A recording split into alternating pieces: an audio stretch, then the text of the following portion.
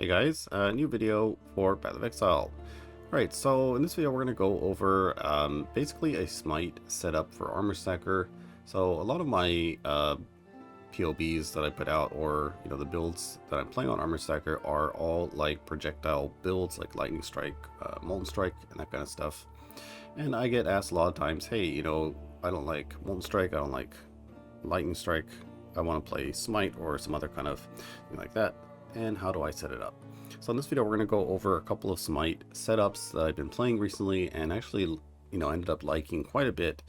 Smite does have a lot of advantages to, say, like the more common Molten Strike or Lightning Strike skills, and I guess we'll cover those in this video as well.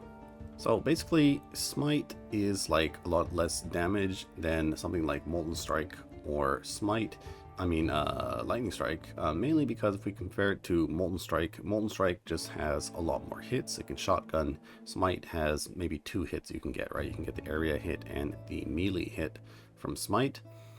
But, with Lightning Strike or, Molten Strike, you get like 12 hits basically.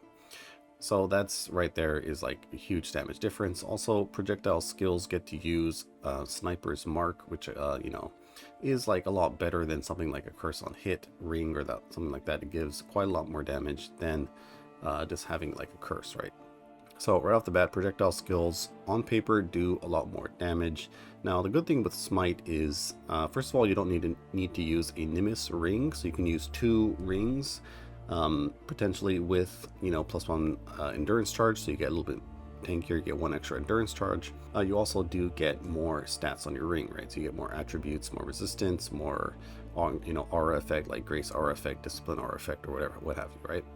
So Smite gets to have a few more stats. Also, it is a little bit more flexible on gem slots. You don't really need to have a mark set up, so you get extra gem slots and that kind of stuff. But the more important thing I think is that Smite's damage is like instant.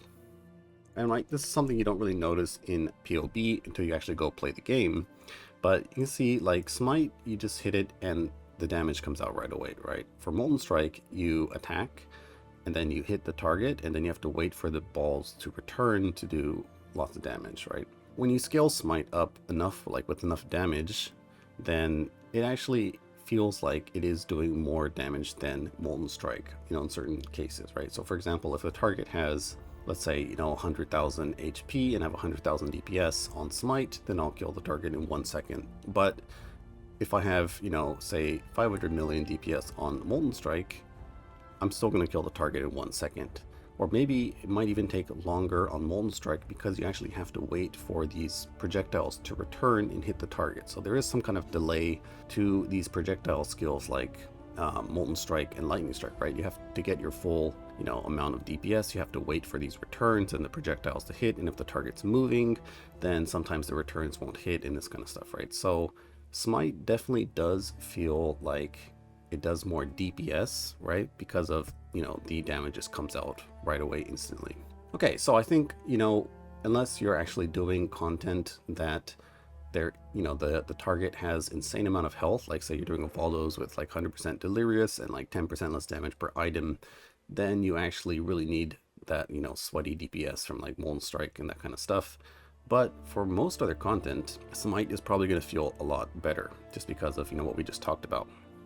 Alright, so I have 3 different builds I'll cover. They're all Smite, but they're just kind of set up in different ways, and I'll kind of go over different ways you can set it up. But first of all, let's go take a look at what this build looks like in a couple of, bossing and mapping situations. Okay, so let's do a Uber Maven. Now this build can actually tank the memory game very easily. And it's not even like the tankiest setup I have right now. And I think for this, so you can see now I'm actually even using some kind of like mapping gems, and for this boss fight we'll swap over our gems to a more like damage setup. And I think I guess it's okay, we can keep the movement speed. I'm actually using this like movement speed flask and this kind of stuff, but if you want to be like for max damage, you would use like a Jade Flask instead of the Quicksilver, or you can have like a Quicksilver with evasion instead of this like movement speed. But I think we'll just kind of keep it on as it is, because it's like what I'm usually using, right? So you can see I do have 9 endurance charges now because I do have 2 new rings. I have a Curse on Hit ring over here with 1 Endurance Charge, Grace Aura Effect, and another kind of Grace Aura Effect ring. So for Maven, you can see we are actually just like killing her pretty fast, right? So Smite, you know, you can scale the damage up quite high with some very good gear. Can't really tank the Brain Blast, but that's okay. Alright, so like, and I don't know if you remember in like my other video of the Molten Strike character, but you know, the time to kill the Brain and Maven is almost like pretty much the same, right? It's kind of very similar. Alright, so let's see what happens when we try to tank the memory game. Let's put our Frost Shield up in Molten Shell, and you see it just did like 0 damage, right? And Maven, she's dead. Okay. I'm not even actually using my full damage because on this character, like I'm using Smite, just like a 1-button Smite, right? But then you can also, like we are kind of getting ahead of ourselves, but you can put Smite, another Smite linked to like Empower, and then get like 2 smites, right? So I have the main smite over here, and then I have another smite over here that's level 35. And this smite will actually give a higher level aura that will actually give you a little bit more damage. I guess I'll kind of go over that in more detail later, but you know, you can use the same kind of trick you use on Molten Strike and that kind of stuff to, you know, on normal smite. So memory game, tankage, very easily. Let's just kill Maven off. All right. Stop resisting. And you know, you can actually even get more damage than this. Except we're not even using the full damage setup on the flasks or that kind of stuff. Oh, we actually are in Sand Stance. I should probably go over to Blood Stance too, because that's going to actually give us a bit more damage as well.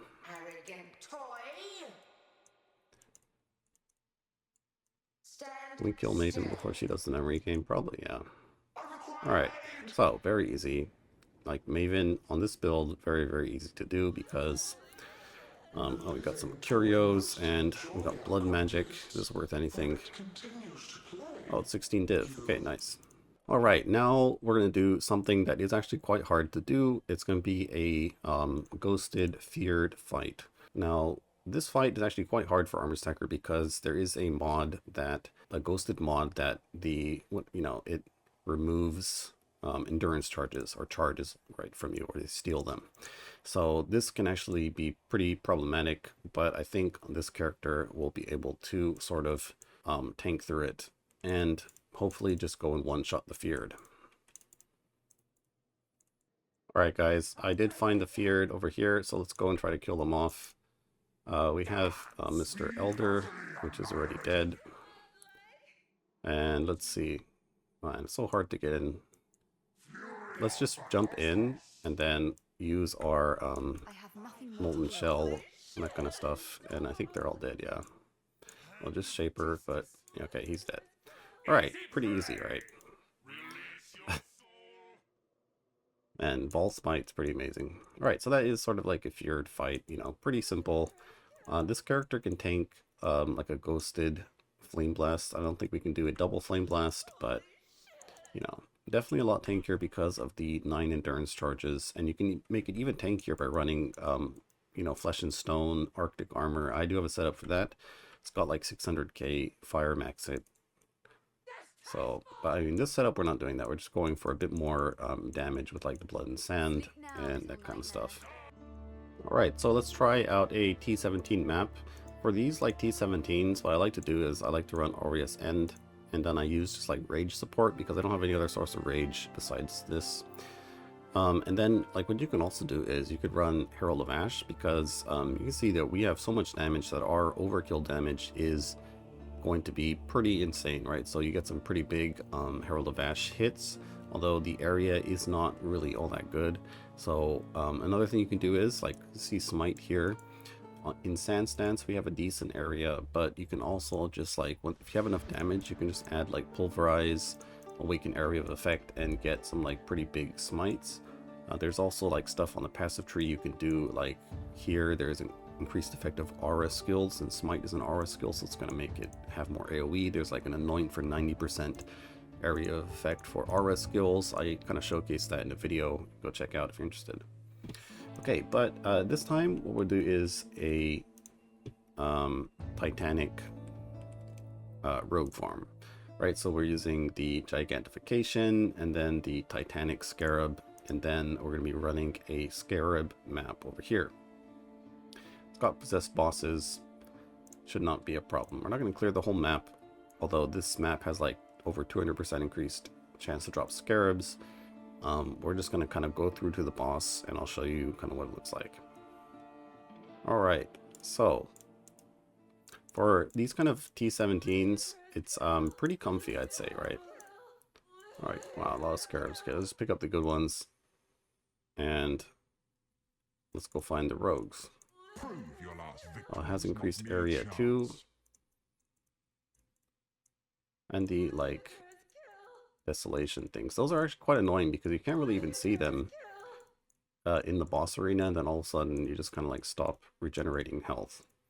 But you see Smite is actually pretty good for clear. Let's see if we can do a Vol Smite. Yeah, there we go.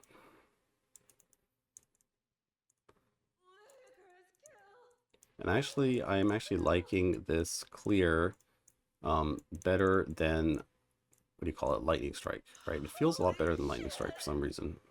I think it's because it's like, you know, like we said before, all the damage is like instant, right? Okay, I don't think this is the way to the boss, but we'll just kind of follow the path.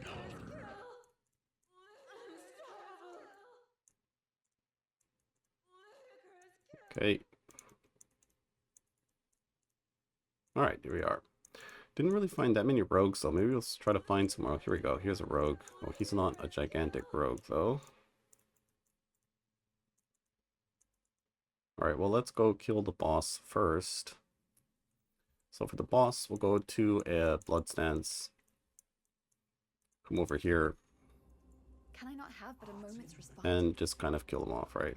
And they're dead. Let's kill this guy off. Alright, he's dead too. Now this guy. Let's see. Is he gonna die? Yeah, pretty much dead. Alright, so pretty easy. And Smite just has so much damage, right? I mean, it's not a lot of, it's not more damage than Molten Strike and that kind of stuff, but it definitely feels like more damage than like something like Lightning Strike of Arcing.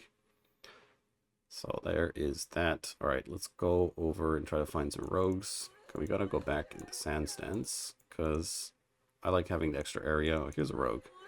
Alright, well, he's dead.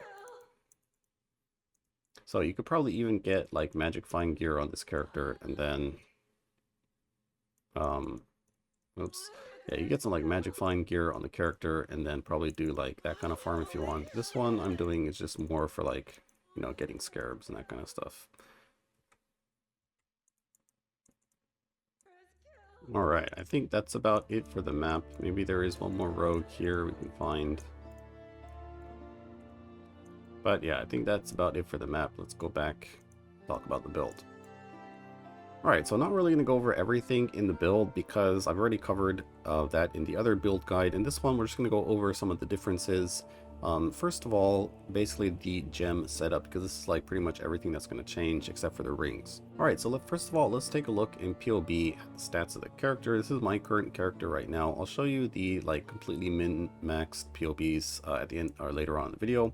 But you can see our elemental max hit quite high, 400k. This is with stuff like Frost Shield active, so it's actually quite a lot less when we're only with Molten Shell, or when we don't even have Molten Shell, we're close to about 200k max hit, which is pretty nice. I mean, that's real nice for without any kind of guard skill, not even using flesh and sand and that kind of stuff. Okay, you can see our DPS quite high, about 540 million, 540 million DPS when we double hit. Our ES regen is actually quite high when we're not standing in the Frost Shield, about 4,900, and then about 5,500 leech. So this is stats look really pretty nice, I'd say, right? You can check out the movement speed too. Oh yeah, this is with Vol Haste, guys, so we gotta uncheck that. Our movement speed, 228 movement speed with no Vol Haste.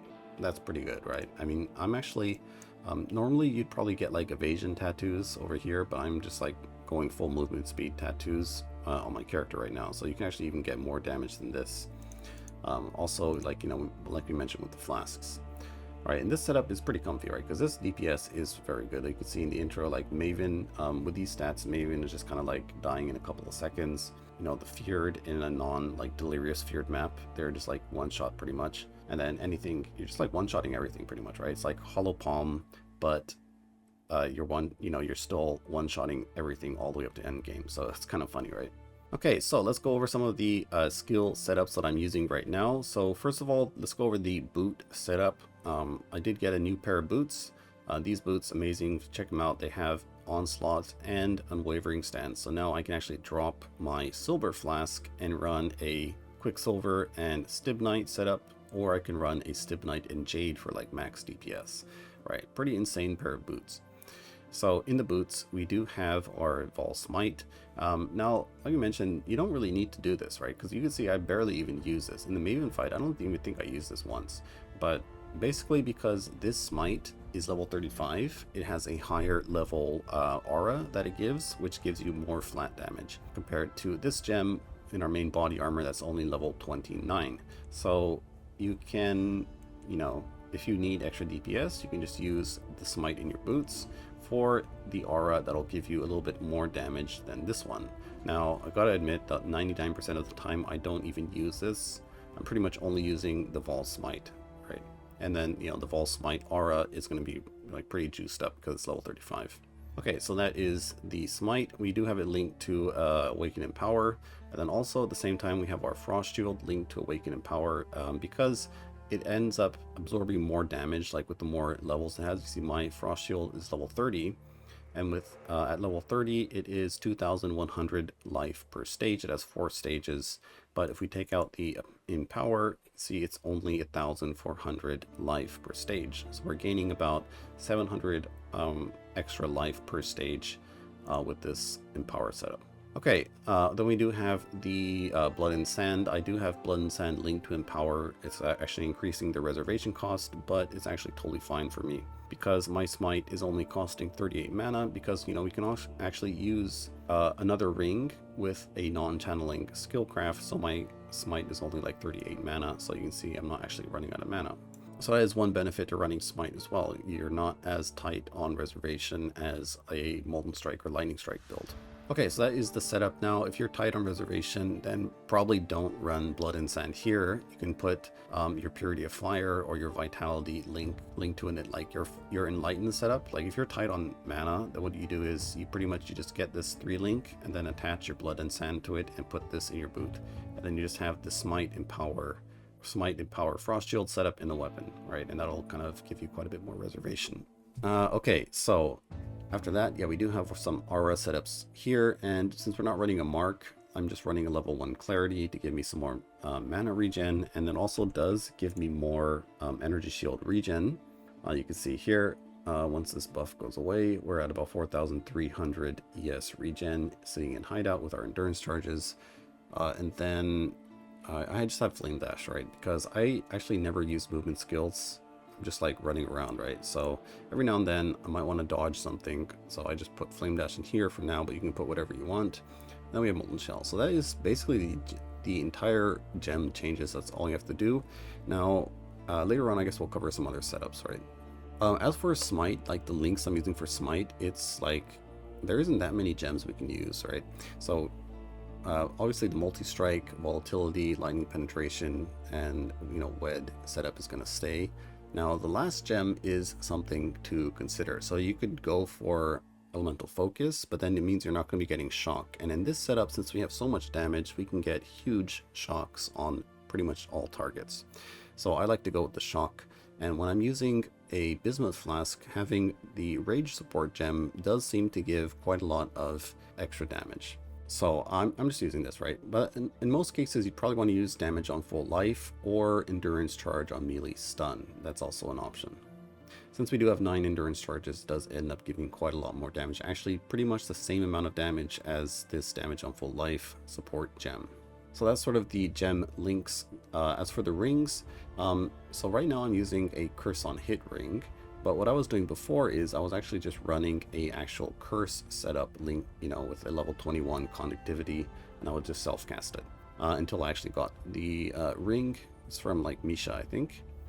right? So until you get a curse on hit ring, then what you can do is you can just curse normally. But you know, I didn't want to do it, and I found that I was actually never even pushing the curse button because I just actually didn't really need it.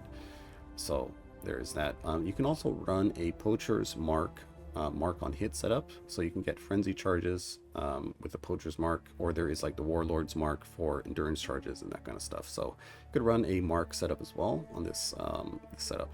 Okay, as for the passive tree, right now, since I'm only running Blood and Sand, which is a 10% aura, I don't need that much reservation, so I'm actually like cut out this area here, some points here, and there's a couple of things you can do. So right now I'm going for this Evasion Energy Shield Mastery, which is like, gives you more evasion based on your intelligence. I have a decent amount of intelligence, so it's giving me about like 10 to 15% more damage, and also some increased energy shield, which is quite nice. So you could run this, but with these 4 points, you could also say run more reservations. You can get these 3 points here and this point here, and you have a lot more reservation to fit in something like, maybe like we mentioned before, you can go for Herald of Ash if you want to have like some nice clear, although I'm not really sure how good this, you know, it didn't really, like, it definitely felt good because you get like the pops, right? But as in like a practical sense, how good this Herald of Ash is actually clearing for you is a different story, I think, right? I think it's more like visual. Like if you want some MTX, get some nice Herald of Ash MTX, then that'll be pretty fun, I think, right? If you're clearing maps. Arctic Armor, you know, it looks good. I guess it'd be for like doing Valdos. If you're going to be only doing Valdos, then you probably want to run this. I think it's okay, right? It's only when you're standing still, so maybe it'll save you from a, you know, a Ziri Flame Blast or something like that. And then Flesh and Stone. If you're not going to be running Blood and Sand, then run Flesh and Stone. This is okay, right? It doesn't save you all the time because there's some things like that aren't counted as enemies that do damage, or like they're actually not even close to you. This does actually not do anything. So I don't really like it because it's not consistent, but this is an option, right? Okay, so on the passive tree, like I mentioned, we get more reservation for more auras, or what we can do is you can actually go and pick up the Fire Mastery. So you can get the Regen Mastery as well as Ghost Reaver at the same time, or what you can do is you can go get this Leech Mastery. So if we see, we can get the 10% of leeches instant, and then you can see our leech rate is like 8,000 leech. That's pretty insane, right? So you could do that. You can also go for like, you know, stuff like this. You can get a jewel slot here, and then you can go grab Champion of the Cause, right, with a Impossible Escape to Arsenal of Vengeance. You can also, also anoint stamina on your ring. On your amulet. And then you can go get a Supreme Ego, Impossible Escape, and pick up Charisma. So then you'd have 10 endurance charges, right? So that's pretty cool. So there's a lot of things you can kind of do. But anyways, what I'm doing now is just this thing for more damage. You can see it's like 10% more damage. Okay, so I've added these POBs over here. You can say this is the one I'm playing now, but this one is like fully min-maxed with like mirror clusters and that kind of stuff. You can see the DPS you can actually get on Smite is pretty ridiculous, like 1 billion DPS with Smite, right? Or 1.2 billion. EHP looking pretty good. I mean, EHP is pretty much the same as I have. You can see 400k max hit, but yeah, pretty insane, right? 1 billion Smite DPS. God, you probably like one-shot Maven with this. But yeah, exactly the same build that I'm playing now, except this one is like going for the sweaty Jade Flask, Stibnite Flask. It's got like all these like mirrored clusters and what have you, right? Okay, and then let's look at a even more tanky version. And this version, you can see it is using the Discipline Ring for some more energy shield.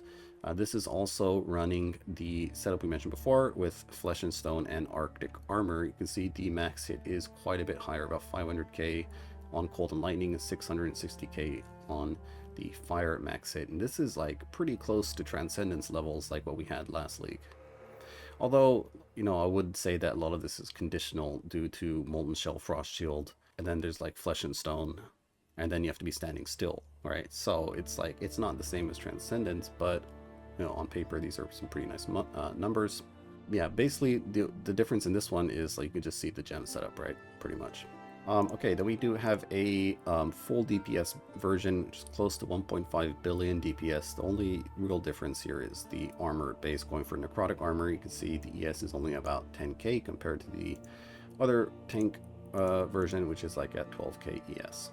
Right, so that is sort of the Smite builds, but yeah, having a good time in the league, actually just farming a lot of like T17s with this like Smite setup and just like blowing up the entire screen. Pretty fun. But yeah, that'll be it for this video, guys. Yeah, thanks for watching, and I'll see you next time.